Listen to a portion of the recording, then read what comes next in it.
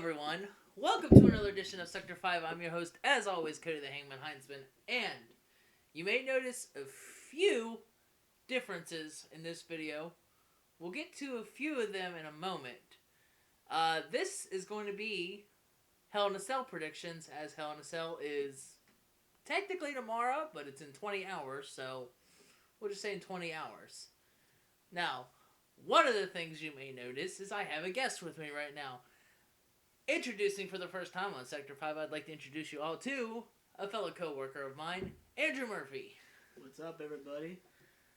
How I learned that he was into WWE is I was working day one of the WrestleMania, and he was talking to me about it. So I've been harping with him to get with me one of these days to do one of these. And we finally got it to accomplish. He was excited for Hell in a Cell, so I figured I'd get him on for Hell in a Cell. Also, he's probably going to be more insightful than I am, as I still follow WWE, but don't watch all that often. So, we'll get this thing started as I usually do. We'll go non-title matches into title matches. There's really one non-title match to talk about, so we'll go ahead and start there. We have Jeff Hardy versus Elias. I guess this was a rivalry that started, then Jeff Hardy had to leave WWE for a while, and they're picking back up where they left off. So what do you think? Hardy or Elias?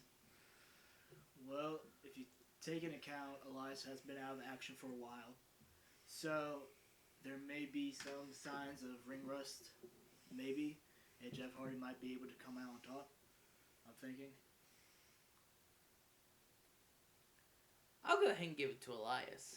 Why is that? I feel like they might give him a little bit of a small push. I know they've been trying to push this whole Jeff Hardy revamp and everything, but redemption story. The first thing in the redemption story is he lost. So, are we doing a redemption story, or is Jeff Hardy just this legend that's kind of be jobbing for these new guys? True. So right now, I'll give it to Elias. Okay. Next up is not a title match, but there is something up for grabs, so we're going to throw it in the title match. It's Otis versus The Miz. Winner takes the briefcase. And I'm on the fence on what I think is going to happen here.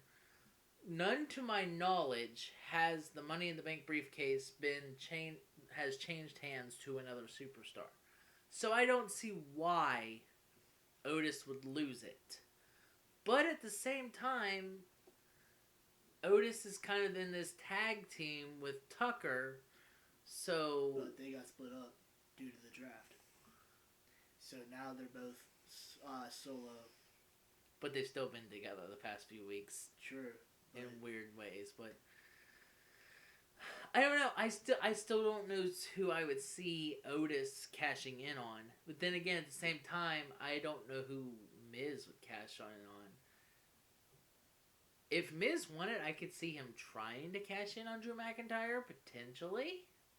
Okay. So I'm on the fence. I'm going to say Otis retains, and the sheer fact of I don't see WWE making Otis drop the briefcase. Yeah, but then again, Otis hasn't really been doing much with the briefcase at all. Yeah, except make it a lunchbox. He has not. Yeah, exactly. He has not gave much of hint on who he's going to go after. So then again, if you take that into account, maybe they will hand it off to Miz. But he probably will do something with it. Exactly. But then again, you could also take into account that maybe since now Tucker and Otis are solos, maybe they are going to have one turn into an absolute great wrestler and the other one may be mediocre. But maybe some kind of tag team breakup. Basically, kind of. Where Tucker turns on Otis and then Otis gets his redemption, wins the title. Possibly, but then again, you can't really see. I can't really see Tucker and Otis turning on each other. So I could see Tucker turning on Otis. I couldn't see Otis turning on Tucker. yeah, because maybe Tucker might get. It'd be a lot of like a Big Cass, Enzo Amore type situation. Oh man, I forgot about that. I bet a lot of people did. So it sounds like you're more leaning towards Otis as well. Yeah. But you could potentially see Miz winning. Yeah. So it's just that's a touchy match. You can't really guess who's going to win. Of course, you have your outside interferences with John Morrison and Tucker being probably most likely involved. It'll be up in the air, but all in all, we'll say Otis. Yeah, that's who we'll settle on. Next up, we'll go ahead and talk about the only Divas match that's so far on the card. We didn't really talk about it at the beginning. They only have 5 matches advertised. I'm sure 1 or 2 more will be thrown in there that we won't be able to talk about here because we can't read minds or know the future. So when I do the review, it might be just me doing the review. I don't know if I'd be able to get him again for it. Train of thought has just left the station. 5 matches. We'll see what happens come tomorrow, and I'll do the rundown.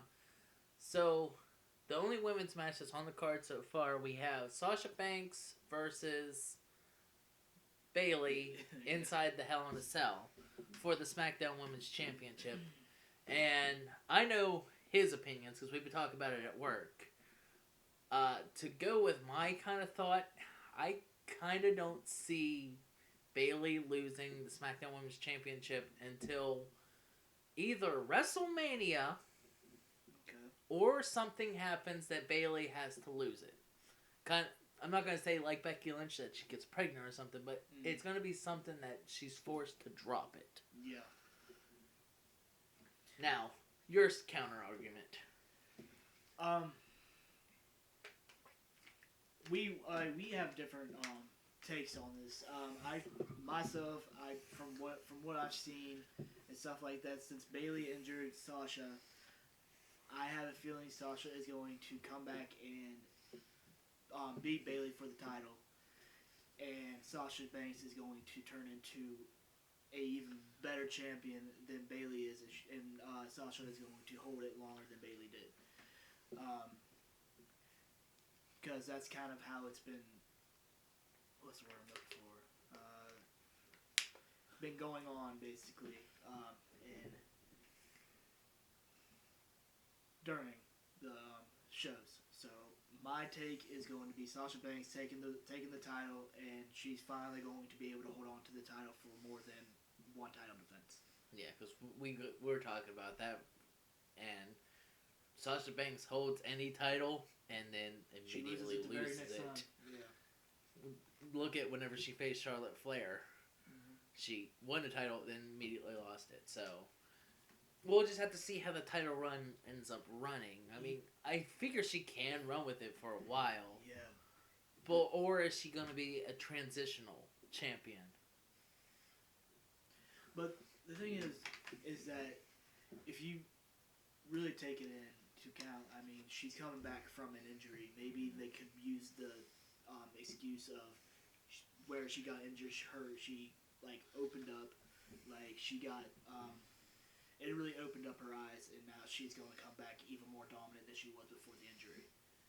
So I do like how this storyline has been going.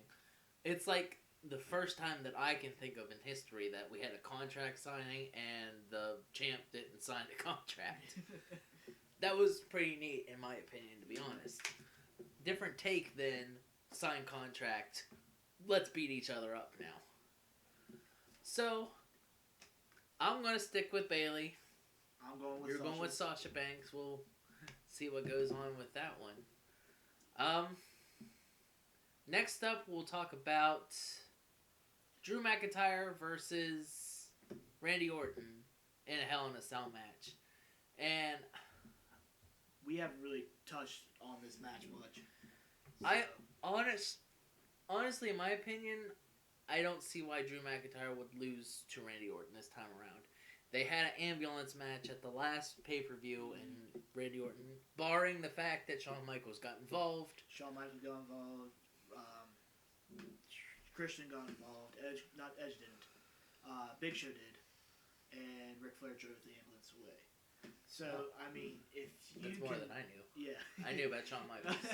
If you, they might come back, maybe, possibly, because I know Edge has a 3-year contract with WWE. He may be taking a comeback at Hell in a Cell to make Randy Orton lose the match. I could see that because they were having that rivalry, and then Edge got injured again. He got torn tricep, I believe, that's what happened. So we might be going back down that. Maybe, because because like I said, he signed a 3-year contract, so we have not seen him for weeks, and he'll eventually come back, but I think he might have come back during Hell in a Cell, but that's kind of out there a little bit. But then again, get back to the match.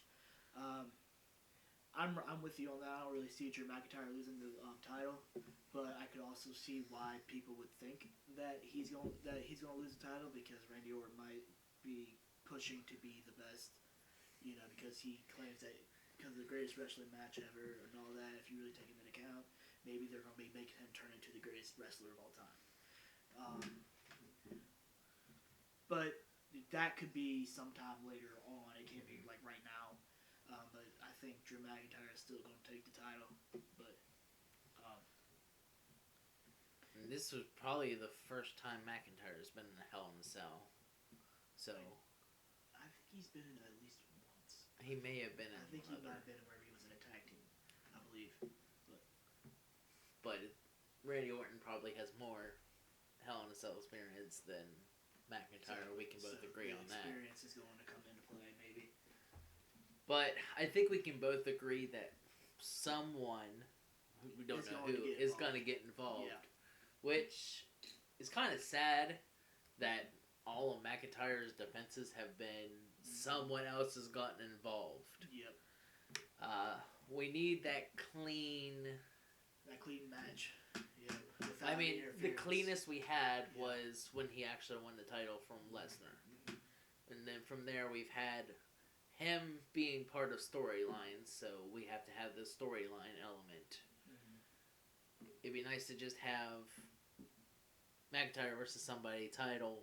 There's still a storyline build up, like the hype build up, but nothing that's like, hey, this person's gonna get involved. I've heard talks, and I usually don't talk about like rumor things on this, but I have heard it through the grapevine that we might see Undertaker. So, which I can understand because he's had a lot of. So I kind of think if it's somebody that's going to get involved, we might see Taker or Kane. One of the two. But I don't understand why, because Undertaker is retired now, which doesn't make any sense. Yeah. I have seen talks where he might be coming back to at least WWE. But television. Again, these are just rumors, so we're not 100% sure if he's going to be involved. But it would definitely be something else if Taker did get involved.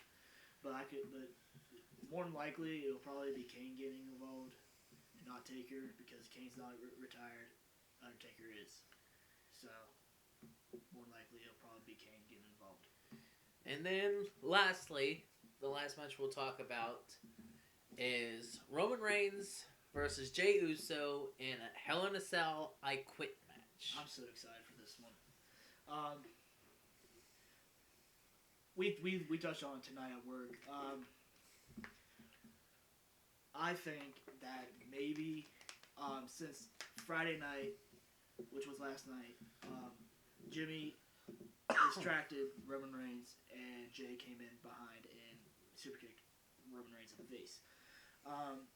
So, based on what I saw last night, I feel like Jimmy might get involved in the match with Jey and Roman, and I think they might pull some kind of twin voodoo crap going on. Kind of like Bella Twins used to. Yeah, because they've done it before. I know they've done it before. But then again, Jimmy is supposed to be hurt, so he might still be on the injured list. But I'm thinking I'm gonna go with Jey Uso on the win and everything.